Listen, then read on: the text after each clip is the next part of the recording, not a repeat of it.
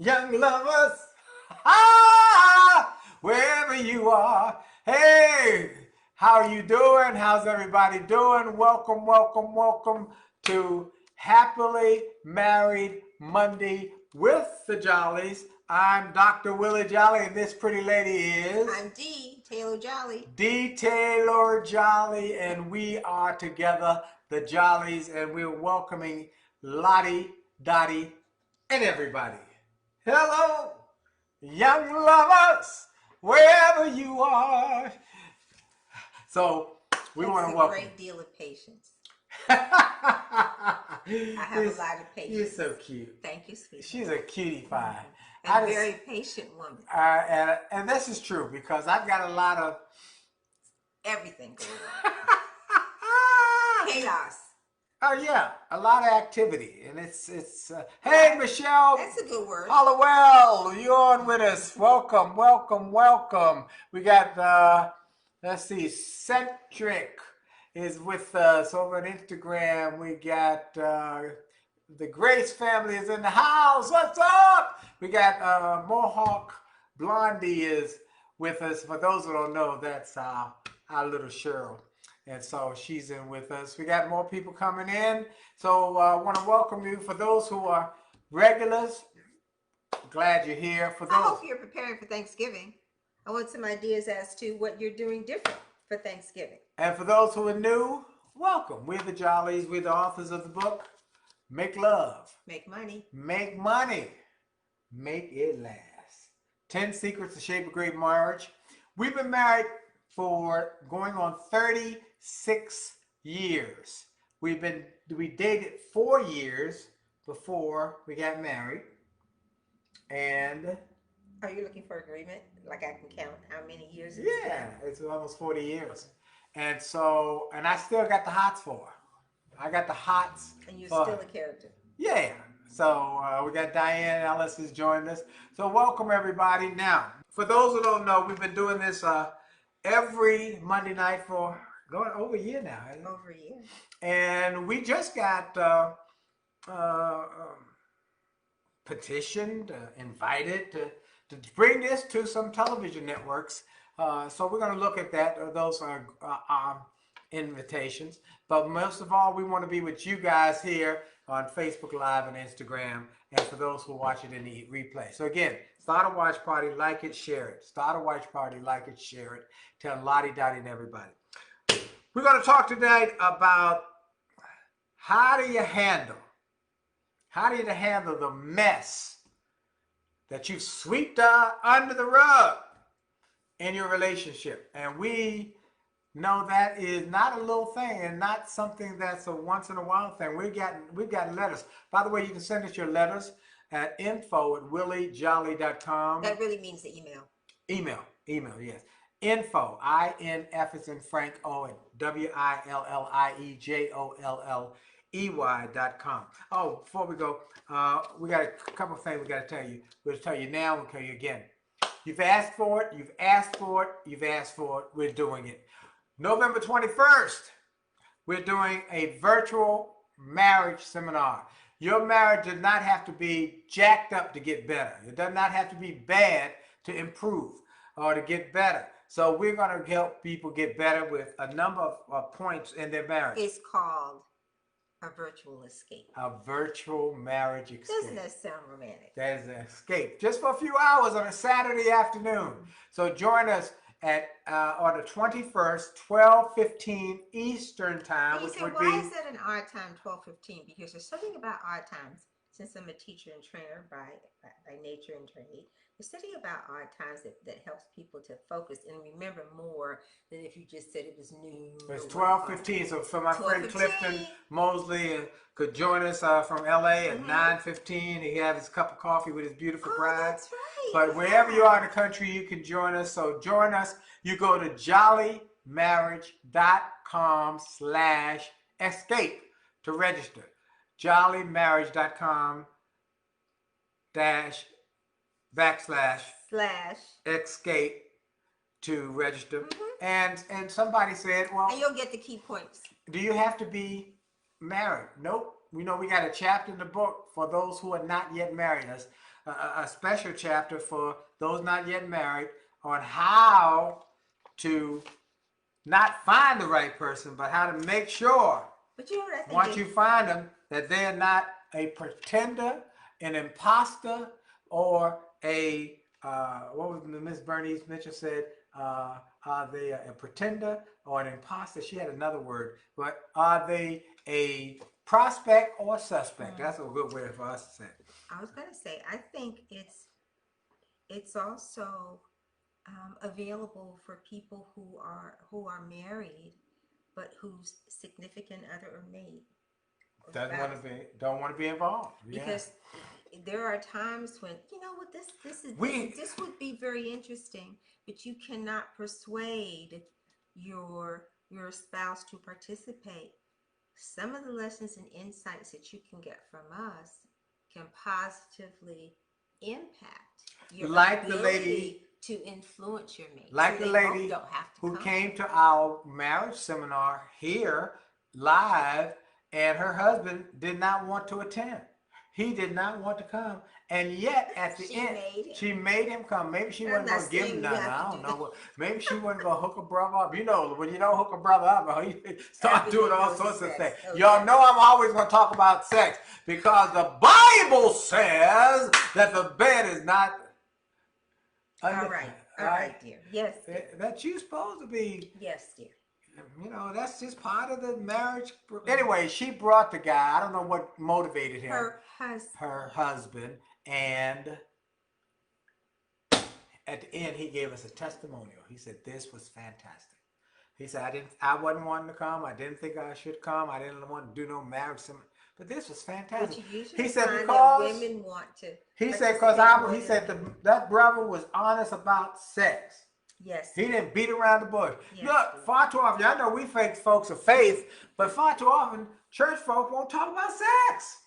And then 50% of the marriages in churches are breaking up, often on sex. I'm going to talk about it. Talk about it. I'm going to talk about it. You turn me on. I don't think it's just sex. It's the ability to communicate. Well, we're going to talk about. Communicate is not the same thing as talking. And we're going to talk about intimacy and sex and the difference. They're very important. How to talk. How to talk? How to communicate. Because communicating and talking are not necessarily the same thing. That's right. Okay? And how to express yourself in such a way that your spouse or significant other will want to listen. She's so cute. Thank you, dear. Yeah, she's a cutie pie. I'm a cute. Ain't she cute? I work very hard at that. She turns me on. In terms of some people say handle. So Olympia, I see you jumped on. Yes, please tell you got a big network. Tell them all we're doing this virtual marriage escape. It's so reasonably priced. I mean, it's just but you get to have some fun. $49, and you get a $25 writable. You get the workbook. For that's a $25 by itself on our website. So you get that included. This is great. But we just want to help. People ask all the time, why do y'all do this every Monday night? Take time out of your schedule. Well, I want y'all to make sure we're not just taking time out of our schedule. Get the book. Go get the book. That's one of the reasons I want more people to get the book, because this book took us 2 years of real hard work, and it's so good. And so many people their marriages have been improved. That was why we wrote it, to inspire people, to save 1 million marriages, and encourage and enhance 1 million more. So we want everybody to have 2 copies of the book. Go to jollymarriage.com, one for each one of you, and you read it together. And then get the whole package, the workbook, the audio book, and the DVD. See, not DVD, it's a CD or a seminar on CD. 2 CDs. Now, let's talk about the question that prompted this topic. Go with it. It's messy. It's messy. You're such a character. I think I'm a saint. That's what I am. I am. Hey, Instagram waving at y'all. And for the Facebook folks, Dawad, Olympia. Oh my God. Okay. How do you Pearl. handle the mess you've swept up under the rug in your relationship? Ooh. Okay. Well, here we go. My husband had an affair. Uh-oh. And we never talked about it. My spirit rises How up. long would it have? And it was a long time, wasn't it? Yeah, it was over 13 years ago. And they didn't talk. My husband had an affair, and how do you do that? And we've never talked about that, and that's been over 13 years. My spirit rises up in me sometimes when he's having sex with me. Mm. What should I do? Okay, so there's some problems right there. Okay, how do you have an affair and you haven't talked about it in all those years? How do you do that? And then there's something else there. You're upset. Your spirit rises up in you when he's having sex with you. So somebody's not. To me, there's a difference in having sex and making love. Yeah. Okay. So somebody would say like he's doing his business with her. No, that's what I'm saying. So somebody might say, but let's not get too far off the track. 13 years. It's a messy situation, and they swept it under the rug. What do you do now? How do you handle that? Can I have the scissors over there? Scissors? Here's scissors. This is how. Ouch! Ouch! You know what? Let me tell you. She doesn't have to worry about me. You know, she is... Let me just tell y'all, she looks like a sweet little Southern girl from Hampton, Virginia, very nice and sophisticated. But underneath all of that, she's a gangster. She's a gangster. So she said to me very clearly, you wouldn't want to do that. She said, I'd have to hurt you. Now I'm not gonna kill you. We've had that conversation. There's no need in going back over that. We already know. Have you had that conversation with your spouse? A difficult conversation, maybe? The super glue was a conversation I remember. There was super glue, yeah. Tell them what the super glue is. Tell them what the super glue is. They all know. They used to live. No, they might not know. You can't assume they know. What is the super glue? That you said when we got married. No, you were just use some super glue and attach that important part to your leg. That part to my leg. And so if I couldn't keep that member to your leg, you attach it to my leg, so it couldn't misbehave. It'd be really uncomfortable for you to unstick it from your thing. We're getting off track. I told you she's a gangster. And then so what do you do? Clip. She said I wouldn't kill you because you make money. He makes money. And have a certain lifestyle. No. And you don't look good in stripes. No, I don't look good. I'm not going to prison. No. You got to work. Woo! We have a deal. You do your part, I do mine. We work together. We do work together. So let's go back to this. They swept it under the rug. So he had the affair. Okay, and then they did not talk about it. So you already know it's not the affair is the end result of some other things that are going on. Well, let's not even get to that. Let's not even get to that. What created the affair? Because we don't know. She did not tell us that. She did not. All right, but let's just say what we know from the question, that had the affair and then they did not deal with it, and she still is angered by it. How did and she troubled by it. So there's so many questions. So how do you make love? You don't. You just kind of lay there. He's having sex with her, and she's thinking about who he's been. But she's obviously not into the whole. She's thinking about that other woman. So I don't know what it is, but she said when it says rises up in me, spirit rises up, and he's having sex with me, which means they're not making love. So there are other things on her mind, and she has maybe who has to be strong enough to say, okay, we need to have a conversation. So there are a couple of things out of the book that deal with this. There are a lot of answers to questions that come out of this book that are so profound. Chapter number 8 is about sex. Sex, Headaches, and Other Lies is the name of the chapter. And it talks about unfaithfulness in the chapter, and what do you do when you have somebody who's not faithful? And the fact that there are 4 questions that help you to stay faithful that will keep the scissors from working. But this one, he's already been unfaithful. Right. So why don't you deal with that Now, how first? do we talk about the communication? But I'm like, let's go back to the the communication. house is out of the bond. All right, let's go to communication. Just all right, let me get the scissors from you. Give me those scissors because you're a little crazy with them scissors. And then let me tell you about my wife. She can talk herself up into a man.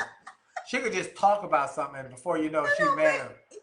They did not. All right, so 4 F's were not employed. That's what we want to get to. Yes, I would think that's the right place to start. Is where you start. But it's not too late. Nope.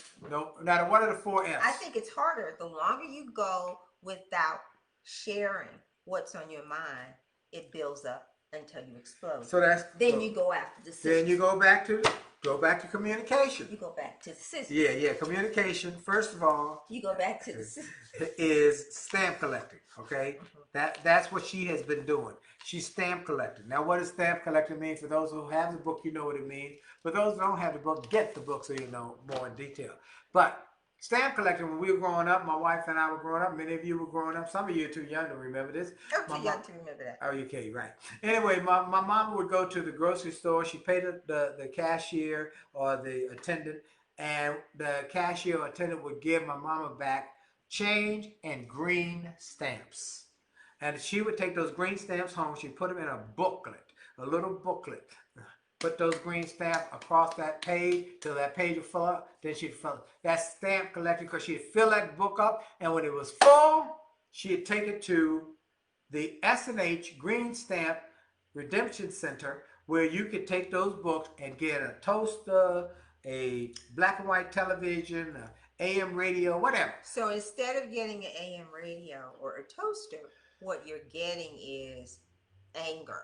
That's right. It's building up. It's building up. Because you have not communicated all of your frustrations. Right. And the challenges and the things that have gone on, you have not expressed it. And you're letting it build up. It's building up. Let it build up. Building up. Just like. Building up. I have a great example. The rugs in the bathroom. Let's talk about the rugs in the bathroom. The rugs in the bathroom is a side. I like rugs in the bathroom. She doesn't. It is because this is an example of communication and us not agreeing. We didn't agree on it. So we had to keep talking about it. We had to keep talking about it. 2 3 days. Yeah. Every day I talk about, where the rugs? Where the rugs? And she said, but they might get dirty. I don't like to see the dirty. We have white rugs in the bathroom. And it became an issue over the course of like 3 or 4 days of, I don't know where it came from. He said the floor is cold. Where are the rugs? I'm like, well, I don't want to leave the rug on the floor. I want to hang the rug up so that it can stay nice and white. Psychologically, you're like, that doesn't. So we had 3 days of talking about white rugs on the floor and might not want to put them on the floor because they get dirty. And you're like, I want the rug on the floor because I walk in the bathroom and my feet are cold.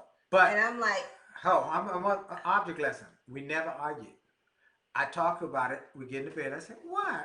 He's trying to wear me down. I'm working on it. But we don't argue about it. That's where this is profound. Because we've seen people get into heated, knocked down arguments over nothing. Over just the couple who recently divorced, they wouldn't talk to us. They wouldn't have a conversation with me. They wouldn't talk to me because I called them both, but they divorced because they didn't want to hear my voice over. Well, they divorced because they just decided they didn't want to deal with each other. They weren't willing to talk about. Let's get back to the point because we can get off track here. We can get out. I don't want the concept of not. But they got arguing going on and talking about it until you get some resolution. So you're not talking about. And we resolved it because there are rugs in the bathroom now. Praise the Lord. My feet are warm. They're warm. The feet are warm. Thank you, sweetie pie. In other words, he wore me down. I did. So look, argument-wise, discussion. We didn't argue. We didn't argue. So I don't want to use the argument. We discussed it, and she said, "But I like them white and pristine. I want and clean and not on the floor." Anyway, but it was the constant. Well, explain to me why. And here's my reason. about it. Well, That's right. So it's something as simple, and we laugh our way through it for several days. We laugh it about seemed to be a bit ridiculous. And we laugh. My son, as I said many times, my son, boy would come in here into the room and say, "Why are y'all in here laughing at 11 and 12 o'clock at night?" We're giggling together because we really enjoy being with each other. And the arguing does not help that feeling when we're giggling together. So we got rid of the arguing over 30 years ago. So we can disagree without being disagreeable. That's right. Okay, so here's a quote. And it's anonymous. The trouble in our marriage wasn't infidelity. It was fidelity with fatigue. Now, what does that mean? So you weren't sleeping around, but you were just kind of like uninspired about being with your mate. Okay, a marriage gone soft and sour due to a lack of attention and communication. And you know what? You do have to focus on your spouse and pay attention. You got to be focused. And now let's get back to this couple. There's messy situation. They bury it under the rug. Nobody talk about it. So I go back to the 4 F's. I got to give you the 4 F's. Be friendly. I got a problem. Let's talk about it. We talked about the rugs. Let's go back. We were always friendly. Be frank. My feet are cold. Here's how that make me feel. Being frank does not say, you did this. It's never pointing at the other person. You did it. Here's how it made me feel. So the wife, when she's talking about this affair, she has to say, you've had an affair. Here's how that made me feel. We don't know the other detail in terms of how she even found out about it. Well, we don't know any of that. But here's how that affair has made me feel. She does express her feeling. Her spirit rises. Be friendly, be frank, that's how it makes me feel. Be fair. Now, that goes back to your original question, what created? He might have just been a scoundrel, okay? And it could have been. Like the guy I played with golf with one time. I'll never forget it. Hey, Kevin Thole, so glad you're back. He said he'd been married about a year, and he was having an affair already. He started having an affair the day he got married, or he was having an affair, or he left the reception the next day and because he said that's how his father taught him. His father always had at least one on the side. He said, son, that's how we do. Okay, and he was from, I don't remember what city he was from, but whatever he said, my uncle's the same. That goes back to the story of Kevin and Tony, who said his father and uncles taught him when he was a child that it's called the men's code. This guy was in depth in it, and I said, that's wrong, man. That's not right. That's wrong. And but he came from a culture, so he was taught that. He was inculcated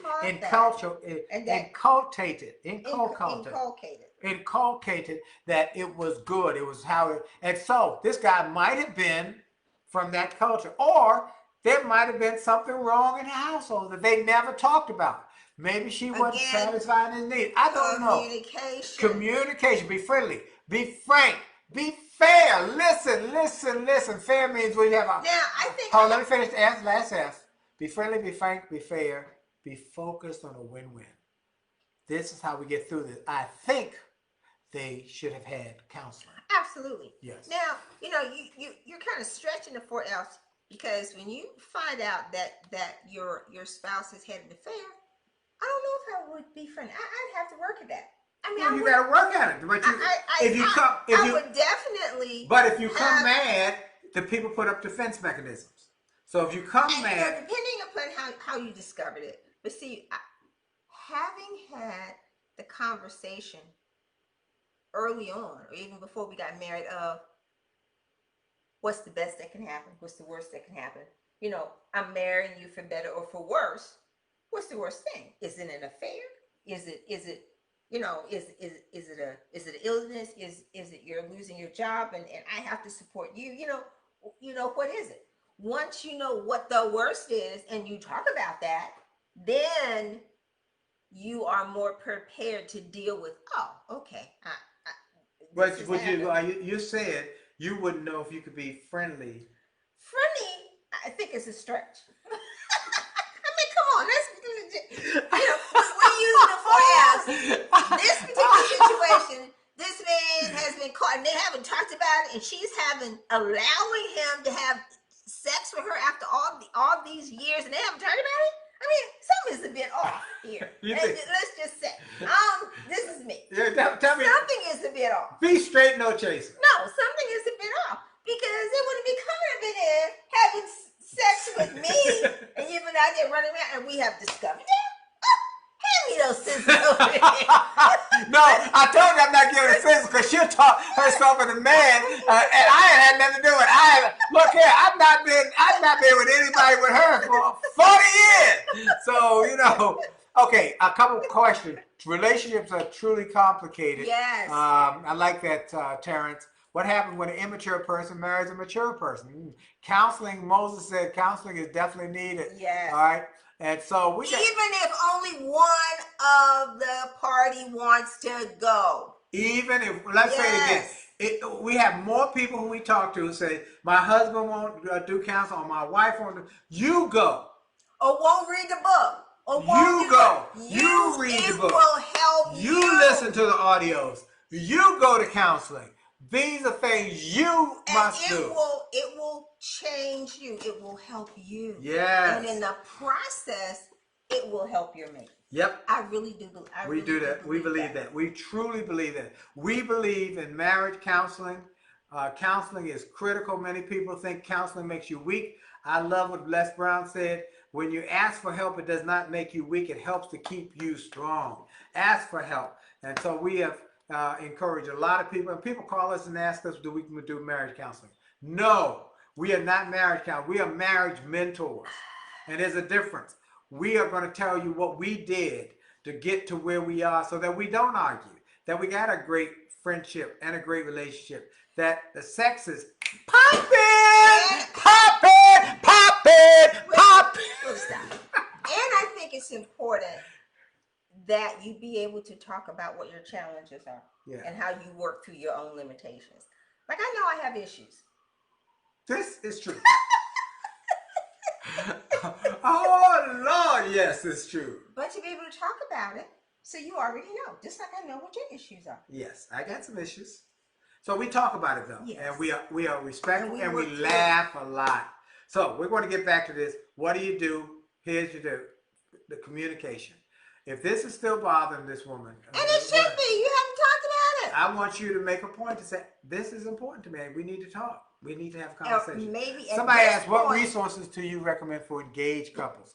Oh, that's a great, you should be honest with you. Marriage counseling. Pre-marital counseling. Absolutely. Pre-marital counseling is very, very important. And then one lady bought a copy of the book for herself and her engaged guy, so they can talk about it. And then we've had parents who bought them as gifts for their children, for their engaged. That's true. Get the book. Go through it.